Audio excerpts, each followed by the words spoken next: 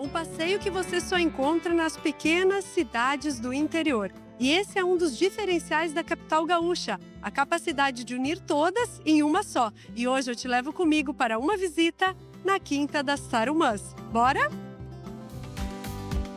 Tarumã é uma árvore muito característica da região de Mata Atlântica e daqui do Rio Grande do Sul, principalmente região metropolitana de Porto Alegre. E como nós temos muitas árvores tarumãs, então ficou Quinta das Tarumãs, né? Porque quinta equivale a sítio, que equivale a finca, né? Em idiomas diferentes, assim. Mas quinta nos pareceu que era uma coisa, combinava mais, assim, com o espaço. Nós estamos aqui a cerca de 25 quilômetros do centro histórico de Porto Alegre, né?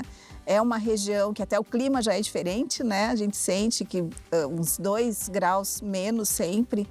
Então, protegidos pela Mata Atlântica também. Então, a gente já tem também uma característica de pampa aqui, que toda essa região de Porto Alegre tem. Então, a Quinta das Tarumãs é um verde, é um lugar verde, assim. Porto Alegre tem uma zona rural hoje de cerca de 4.000 hectares. É uma zona rural, não é muito grande, mas é bem representativa, né? Tem bastante propriedades. E nós estamos num contexto de agricultura, né? Agroecológica, agricultura orgânica, né? A Quinta das Tarumãs tem um cultivo de ervas e temperos, que nós trabalhamos com uma agroindústria também aqui, uma pequena agroindústria, e somos certificados como orgânicos. Nós temos, então, o selo de alimentação orgânica. Mas quem vem visitar, a gente orienta, assim, que, olha, se desliga, né? Se desliga. E as pessoas, às vezes, têm essa preocupação de, o que tem para fazer lá? E, às vezes, o que a gente precisa fazer é nada.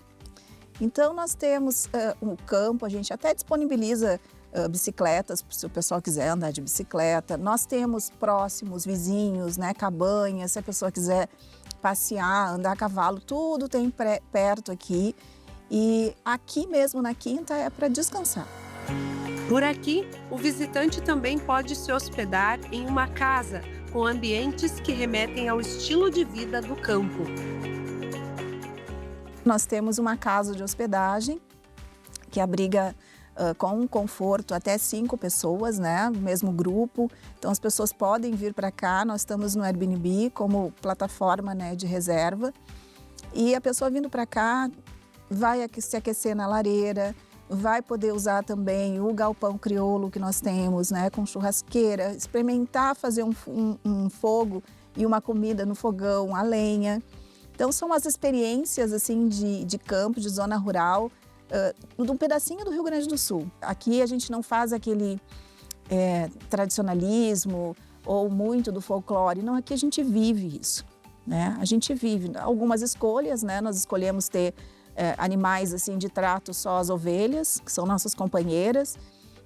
A gente escolhe que os animais silvestres tenham a prioridade, então quanto menos animais domésticos, mais os silvestres ficam à vontade. Então essa é a nossa preferência por aqui, que as pessoas vão poder ver. Então a gente vai oferecendo para as pessoas essa descoberta, né? Há pouco tempo de Porto Alegre, 40, 50 minutos do centro histórico, a gente tem uma área de campo aqui com várias opções, né, para as pessoas curtirem, passarem o dia. Nessa pequena propriedade rural, conhecemos diferentes cenários, como a área de cultivo, o lago e o jardim culinário, onde são cultivados alimentos, ervas e flores. Agora a gente vai voltar no tempo e conhecer um galpão campeiro inspirado no século XVIII. Mas para falar com propriedade sobre o assunto, eu vou deixar com o gaúcho Victor. Eu resolvi assumir e materializar um desejo, uma curiosidade primeiro, né, que eu tinha há muitos anos, desde piá, que eu tinha uma identidade com o campo muito forte e eu não entendia, porque eu nasci e me criei na cidade, pai e mãe da cidade e tal, e eu não entendia de onde é que vinha esse desejo tão intenso de campo e tal. Fui pesquisar, fui ver e tal, e eu vi que, na verdade, essa razão de ser estava na minha identidade cultural. Tem um período para isso, de 1626 até 1735 ou 774, conforme a escolha histórica. 35 por causa da Revolução Farroupilha, 74 por causa do fim das charqueadas. E aí eu vim para cá. Eu digo assim, bom, eu vou parar de ficar sonhando com essa história, de eventualmente ser surpreendido com um sentimento intenso que eu chegasse num lugar e gostasse, e eu vou ir para esse lugar, vou escolher esse lugar e vou vir. E foi o que eu vim para cá. E chegando aqui, eu comecei a ficar cada vez mais íntegro com a minha identidade, que eu classifiquei como identidade cultural de um gaúcho rio-grandense. E eu então quis materializar essa identidade num rancho. Como será que esse meu ancestral vivia? E em que lugar era esse? Como é que era esse lugar? E como é que deveria ser o cotidiano dele? E construí esse rancho aqui como se eu estivesse no século XVIII. Então esse rancho é todo assim, ele é de barro, ele é de pedra, ele é de couro, ele é de madeira, de mato, cortada, falquejada, tudo aqui. A mesa, as cadeiras, os bancos e tal. E eu então com isso, esse sentimento que me surpreendia visitando alguns lugares, hoje ele faz parte da minha vida.